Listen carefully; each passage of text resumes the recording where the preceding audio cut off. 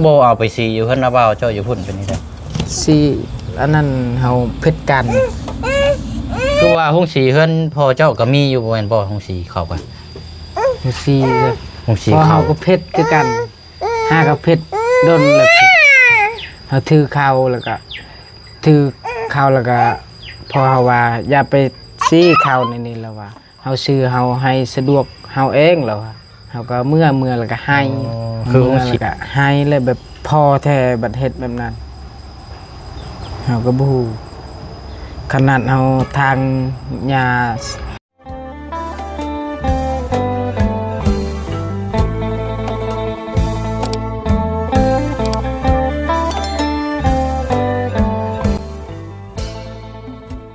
อย่างนี้บาทนี่คือเสียงห้องแจ้วแท้บาทนี่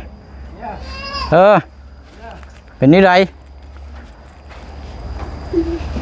มื้อนี้อ๋อนึกว่าทั้งอาเจืองเอาลูกนะ โอ้ยเนาะมากินข้าวหาก็แล้วจักอันนี้บ่เอาอะไรพี่น้องเนาะมื้อนี้ก็มาพบมาเจอกันอีกคือเขามาอยู่นาบ้านเฮือนซานของทางพลักน้อยเนาะเอากะรับชมเบิ่งน้ำกันเนาะพี่น้องแต่ละมือแต่ละคลิปอัปเดตทำพลักน้อยเนาะพี่น้องเนาะครับสบายดีและสวัสดีพ่อแม่พี่น้องเบิดสุขุสุคนนะพี่น้องเด้อน้องพบเจอกันอีกคือเก่าคือเดิมพี่น้องเนาะเพิ่มเติมเนี่ยก็พุ่นพี่น้องเนาะเคสของทางน้องออยตั้งแต่มือเดินทางขึ้นมาก็ยังบ่ท่านได้เยี่ยมยามถามข่าวถามเกี่ยวกับสุขภาพร่างกายของทางน้องเพิ่นอยู่เนาะพี่น้องเนาะบ่มีเวลาพี่น้องว่านี่ก็ค่ำพังเบิ่งมื้อนี้เนาะพี่น้องเนาะเขาเยี่ยมยามถามข่าวแต่ว่าก็ได้ยินว่าทางบดีเข้าไปเยี่ยมยามอยู่เนาะพอมีเงินปัจจัยบ่มอบให้ทางน้องเพิ่นนั่นแหละพี่น้องเนาะเอาเดี๋ยวจังไรกะเบื้องก่อนพี่น้องวันเวลาถ้าว่าทวงท่านเฮาก็จังสิเข้าไปเยี่ยมยามถามข่าวทางน้องออยเนาะพี่น้องเนาะมื้อนี้มาเบิ่งทางนี้อีกก่อนมื้อนี้เนาะเป็นนี่ใดพี่น้องคือหน้าตาโศกเศร้าเรางอยแท้นี่เนาะบอกกับแม่เป็นนี่ใดพี่น้องเอ้ยเอาไปมื้อนี้สภาพอากาศเนาะแต่ว่าสีครึ้มๆมื้อนี้บ่แดด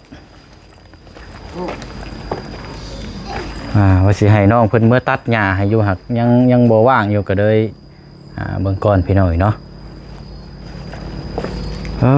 เป็นจังไดคือให้ลังแท้กินนี่คือให้ลังแท้ใช่สบายดีป่ะลุงก่อนสบายดีสบายดีก่อนสบายดีเอาเป็นนี่ได้น้องห้างพี่มานั่งข้างๆพี่ก็ได้นั่งนี่นั่งนี่แหละเนาะ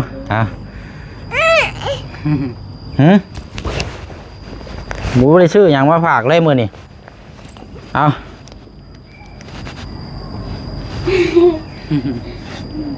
เคยลมอยู่บ่จะเคยลมอยู่บ่นี่มีแห้งเอามือมากินเผ็ดกินนี่กินมะพริกไปลอยกินพริกอยู่ใช่น่ะอยู่เพื่อนกินหน่อไม้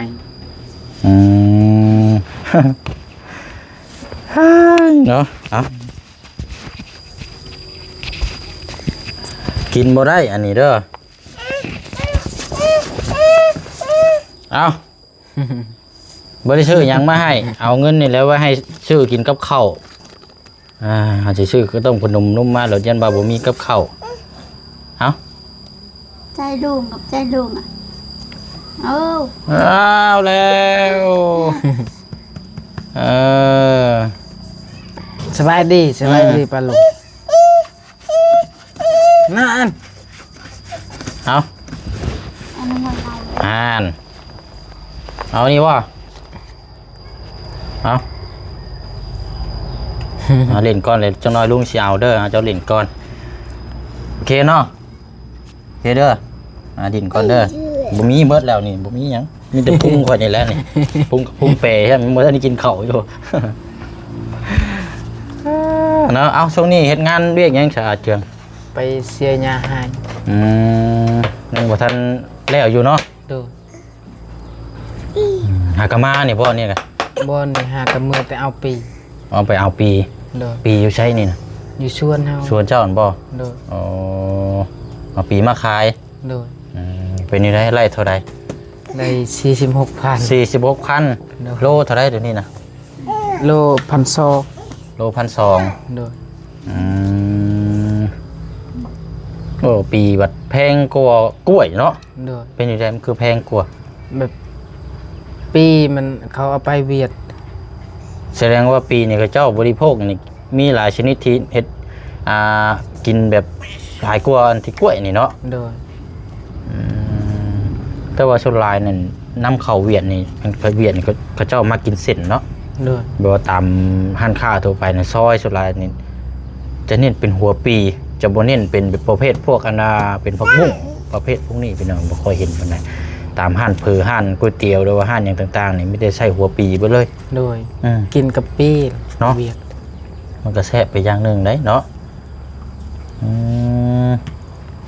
โล14,000เนาะแพงอยู่เนาะ บ่โล1,400 1,400ว่าซะ ดู กินนี่ว่า14 มันเจ็บ หรือว่าอ่านฟังผิดป่ะ ให้ฟังเพชร นั่นแหละมันตื่นแล้วสานี่พี่น้องโอ้ยเนาะพลักนี่ 1,400 ติแล้วเฒ่าเลยพี่น้องเอ้ย ดู เฒ่าหูตึงนะโอ้ยเมื่อยเลยพลักเนาะเนาะยังกินข้าวได้ยังกินข้าวอ่ะบ่ กินหน่อไม้ กินหน่อไม้ ดู เอาแล้วเอาไว้อันให้ติดโต เด้อ ซื้อในอยู่ในกินมาให้เราเด้อ ดู เอาแล้วถ้ากินแล้วกินอีกก็เนาะว่าเอาก็ย่างเงินเนาะนอนคนน้อยทั้งนั้นเนาะ ดู ก็มาส่วนไหลก็มีมาย่ำไหลก็มีแต่นอนเนาะบ่ยากพี่น้องกลางคืนนี่แอวอยู่บ่ กลางคืนแล้วนอนแน่เด่น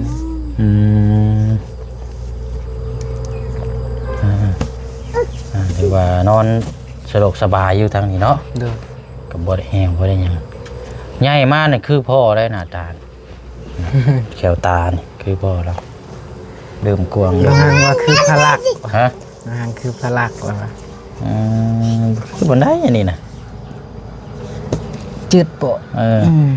กินข้าวหลายๆเด้อกินนมหลายๆจังหน่อยน้องใหญ่ทันนะหากทันกันเลยห่างแค่ปีปลายเองเนาะ ดู นี่ก็ยังบ่ทันได้เอา2ครับเนาะ พลักอุ้มเดินนี่ อุ้มน้องบ่ ดูแล้วอุ้มก็เป็นแล้ว ก ล้ามาหางอน่ารัก แต่ว่าอุ้มเฮากับประคองเอาได้เนาะ ดู แต่ว่าไทยอุ้มไปแล้วบ่ได้ลอกแต่ย่างสิก็สิล่มเลย แม่ป่า เอาไว้เอาให้พ่อเจ้าแล้วเอาไว้ซื้อเนื้อกินเนาะจะดึงได้มาลุงขอไหมใช่ไหมมาขอไหมเอาให้แล้วก็ยังเสียโอ้ย แจ๊กมาเดี๋ยวสิดึกอันนี้คิดบ่ให้ยังชักย่างเลยบาทยองโอเคไปใหญ่มาเลยหาเงินเด้อหาเงินได้เงินหลายนี่ซอยพ่อกับแม่หาอยู่หากินลมเมาเพราะมันอันนี้เปื้อนหลายคนมันเปื้อนโอ้ยเอารถเจืองไปหาวิธีแม่จนขาดได้อันมาจังแก้วมาจังแก้วมาจังแก้ว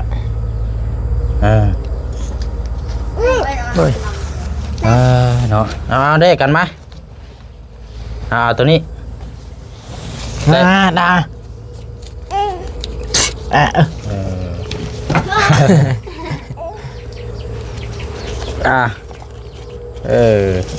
ามาสิลายงานลังดิ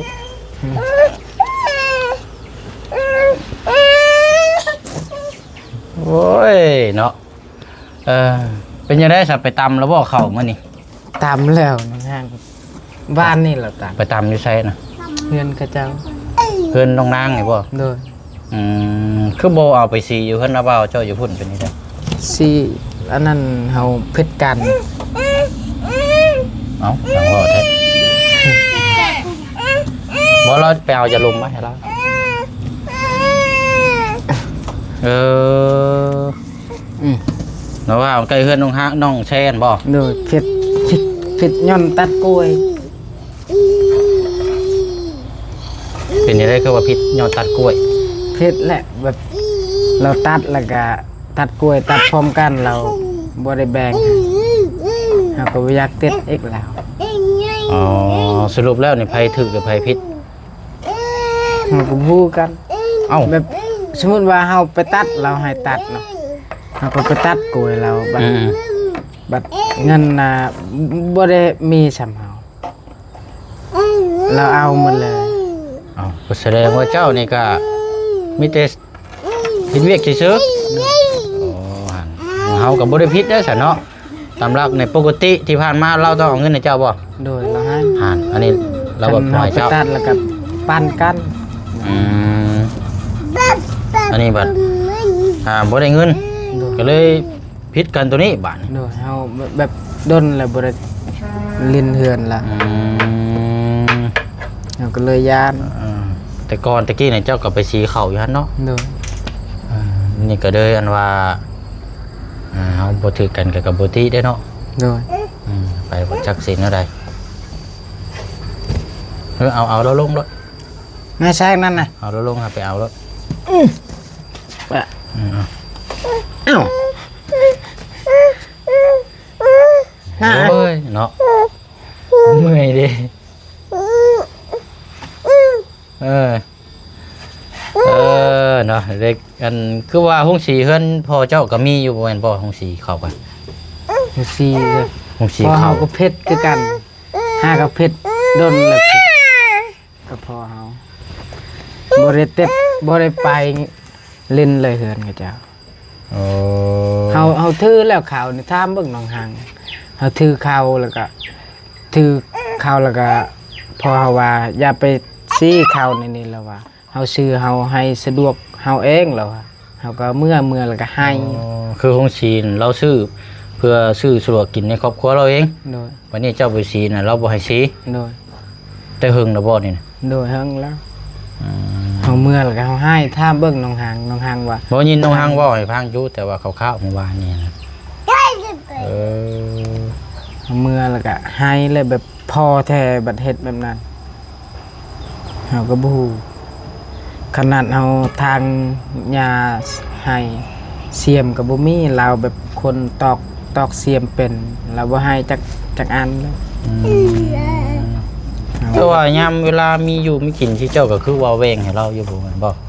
โดยแบ่งเอาแบบเอาใจเขา เป็นมีอยู่มีกินคือผู้ใหญ่เพิ่นซอยเจ้าก็คือเคยแบ่งให้เราอยู่บ่แม่น โดย บ่ เคย แต่ว่าเฮาแบ่งน่ะก็เฮาเอาใจเขาแต่จักละเขา ก็ยังบ่อยากเอาใจเฮาคือเก่าอยู่ โดย น้ำเอียงนะเดี๋ยวอะไรนี่เนาะ เฮาเมื่อนั้นเฮาแบกเขาแล้วก็ใช้รถอยากไปตามอยู่พุ่นอยากไปซีอยู่พุ่นแล้วก็ เราให้ติ โดยเราว่า หายแล้วเมื่อยค่ะ เราว่าซีอันยังในนี่เราว่าเฮาซื้อเฮาให้สะดวกเฮาเองเราว่าเฮาก็เมื่อแล้วก็ให้เลยน้องหังว่าให้เห็นหยังเฮาบ่บอกบัดเม็ดเฮาให้แล้วก็เฮาบอกน้องหัง เท่ากับแต่ว่าตอนนี้เจ้าก็เมื่อเพื่อนคุณอยู่แล้วว่า บ่เคยไปเลยเฮือนเขา เราตั้งแต่อนามาแล้วบ่ได้ไปเลยบ่ โดย คือว่าเห็นเจ้าไปเตะตะกร้ออยู่บ่แม่นบ่ บ่เคยไปเลยนะ เพิ่น มันมีแต่ไปคาเขาคายหานเขาตั้งหาน เพิ่นพ่อเจ้าได้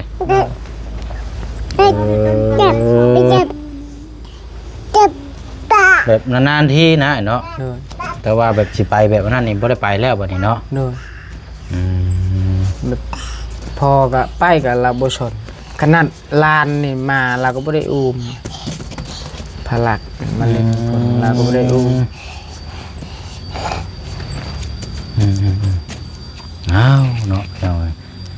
นี่ไงอันนี้เนาะว่าเนี่ยก็ว่าเรื่องลูกกับพ่อหรือว่าทั้งลูกหลานนี่แหละถ้าเฮานี่โอ้ยพี่น้องโมเมนเว้าเลยเริ่มมือเริ่มสีเท่าเฮายังอยากให้ลูกหลานมาหักแพงเฮายังเอาใจลูกหลานเลยลูกหลานสิได้เบิ่งแยงจังสิสบายถ้าเฮาเป็นแบบซี่นี่โอ้ยเฒ่ามานี่โมเมนเว้าเลยบ่มีไผอยากเบิ่งแล้วจังหน่อยเจ็บไข้ป่วยมานี่ โดย เป็นย้อนยังก็เป็นย้อนเจ้าของเฮ็ดเองเนาะเวลาเพียงงานนี่ก็ไป5 เดือน มัน มีซาเจ็บท้องเจ็บหัวก็เฮาอดแบบนี้แหละอยากไปบอกอยู่พ่อแม่เราก็จักอย่าบ่กล้าบอกเบิ่งเงาแบบนี้เอาบุญ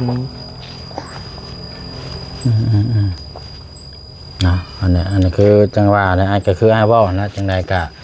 เฮามาอยู่นี่มันเป็นครอบครัวเฮาแหละอยากให้ฮักแพงกันเด้อบางเทื่อบางทีกับพี่น้องกับแม่นอยู่พี่น้องกับเพิ่นซอยเท่าที่เพิ่นซอยได้แต่บางเทื่อบางทีเพิ่นบ่เห็นดีนำเฮาก็ยากเด้ประคองกันผูกกับเมียลูกเต้านี่แหละเนาะ เฮาก็ฮู้ว่าความลำบากแบบให้น้องหางตามเขาเองเฮาก็เห็นอยู่ลำบากอยากให้อยู่แล้วน้องหางสบายแต่ว่าจักผิด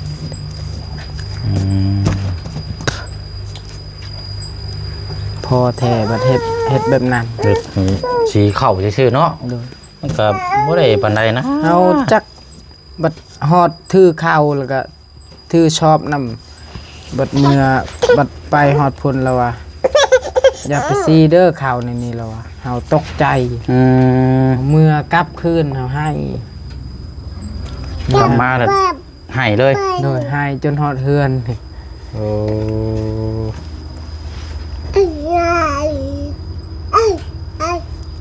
ปกติเลยเนาะพอ เฮาก็บ่ฮู้จักผิด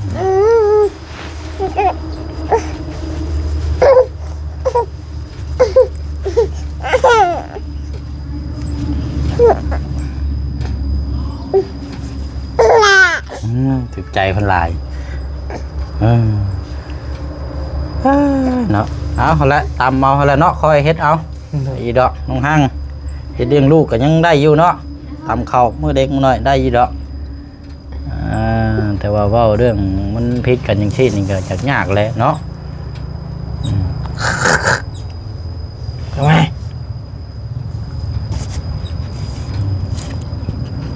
กระลานกันเราบ่อุ้มมา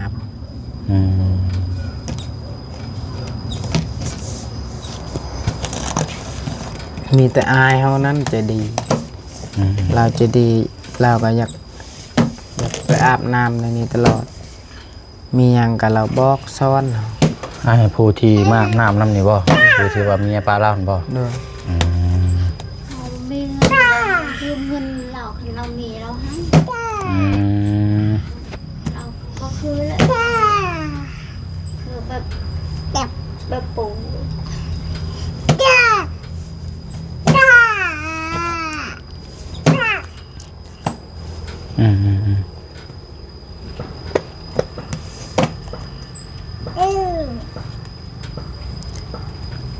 เอาละมีแต่ว่าเป็นจังไดเนาะมันผ่านแล้วมีแต่อดทนสู้เอาเวียกสู่งานนั่นแหละ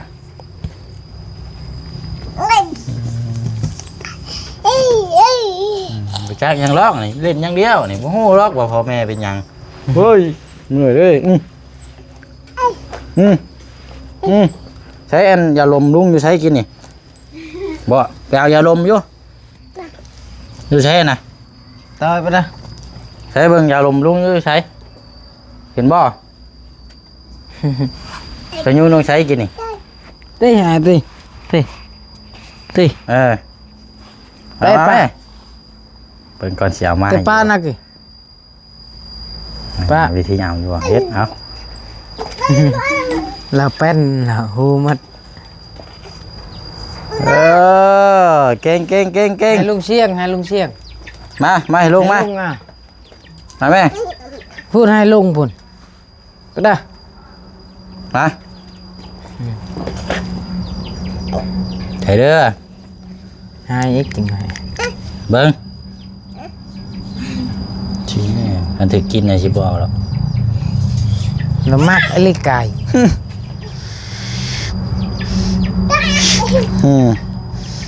เป็นไก่น้อยนำบ่ได้เนาะมักหยอกรถ กันมาเราย่านมา อันมื้อนี้ก็สิไปอันเบียกอีกอยู่บ่เจ้ากะ โดย เสียหยังคือเก่าเนาะ โดย นางไปนางมาบัดอยากเข้าได้บาดนี้พี่น้อง9 โมงเลย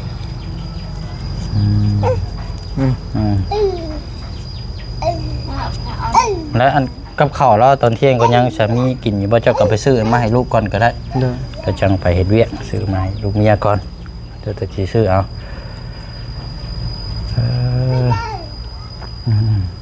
โอ้สักเสื้อผ้าหน้าแพเนาะฝนสิตกได้มื้อนี้นี่มันร้องโดดผ้าห่มนี่เน่าแล้วมื้อนี้ เยอะแล้วลัก ไป เอ้ ใช้ ย ไก่แท้น่ะ เยอะ ไล่ไก่ เมื่อคืนนี่ดึกเรานอนลุยตื่นแต่เช้าเราตื่น นอนเลิกตื่นเช้า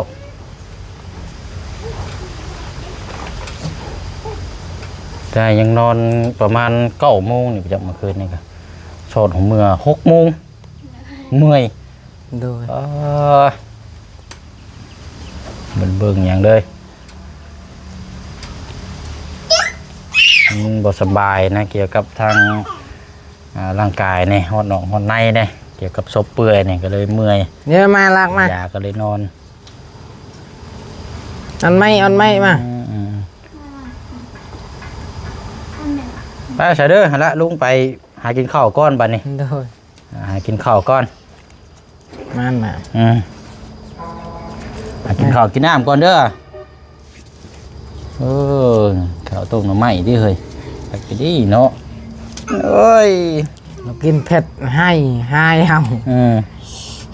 กินเผ็ดเองต่างให้หมู่ว่ะให้ครับพ่อ เราสลัดเรากินหอนเราเป้าก็ได้ละ เนาะเอาเสยเด้อโอเคเด้อเสยเด้อเอา สบายดี เห็นให้พี่เฮ็ดงานเนาะจังว่ากัน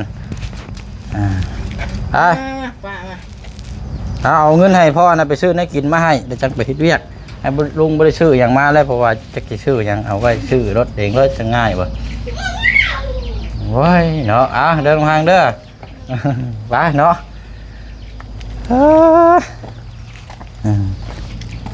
ไปเด้อให้ตาก่อน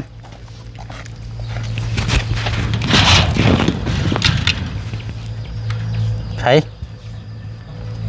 พอขังไว้ใครอยู่บ้านนี่เนาะบ่ดื้อเลยตั้งแต่ขังไว้ก็อยู่น้ำเพื่อนน้ำชานตลอดเลยบ้านนี้บ่ได้ลอยออกไปตลอดไปหน่อยเนาะเอากะว่าเรื่องความในจิตในใจนะพี่น้องเนาะทั้งพ่อกับแม่นี่กะบางคนกะถูกต้องกันบางคนกะบ่ถูกเนาะอันนี้เฮ็ดในใดพี่น้องเอ้ยเพิ่นบ่ให้ใส่เฮาก็บ่ใส่เฮาก็หากินเนาะในครอบในครัวเฮานี่แหละอะไรเนาะจังว่าจังคุยน้ำกันหากินข้าวกินน้ำก่อนเด้อพี่น้องเด้อเนาะเดี๋ยวจังว่ากันใหม่บัดนี้พี่น้องเนาะ